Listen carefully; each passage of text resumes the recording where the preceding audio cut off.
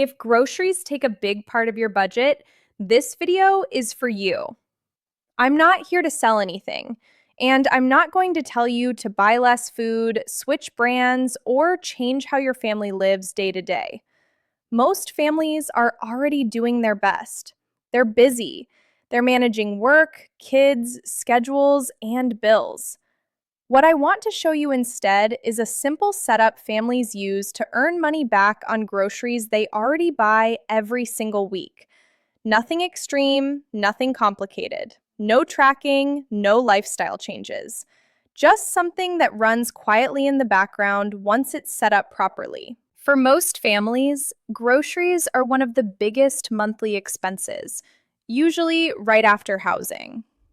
And unlike some other costs, groceries don't really go down over time. They tend to creep up, a little here, a little there. When food prices rise, the advice is almost always the same. Cut back, buy cheaper brands, use more coupons, shop around more. That advice isn't wrong, but it's incomplete. Because even when two families spend the same amount on groceries, their outcomes can be very different. One family quietly earns money back every month. The other doesn't earn anything at all. The difference isn't discipline. It's not budgeting skill. It's not income. It's how the payment is set up. Here's the simple idea behind all of this. Some payment methods reward certain types of spending more than others. Groceries are one of those categories. But most people use whatever card or payment option they've had for years, without ever checking whether it actually rewards grocery spending well. Some setups return 2, 3, or even 5 times more on groceries than others, not because people shop differently, but because the reward structures are different. Once the right setup is in place, there's nothing extra to manage. No points to remember, no apps to check every day, no habit changes. Every grocery trip quietly earns something back, whether you think about it or not. For most families, this doesn't require a complicated system. In fact, simpler almost always works better. Most households only need one card for groceries and household spending, and one general card for everything else. That's it.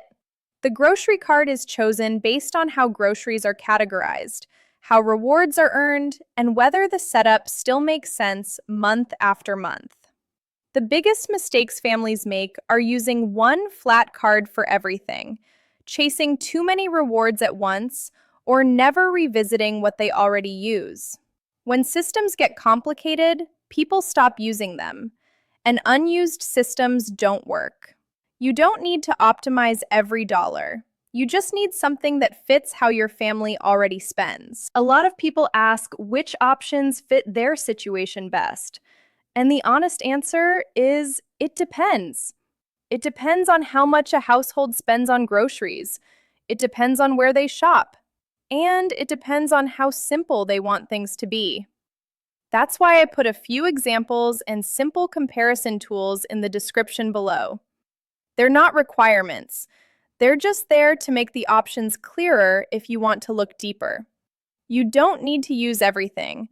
You only need what makes sense for your situation. For example, a family spending around $800 a month on groceries will see a different result than a family spending $1,500.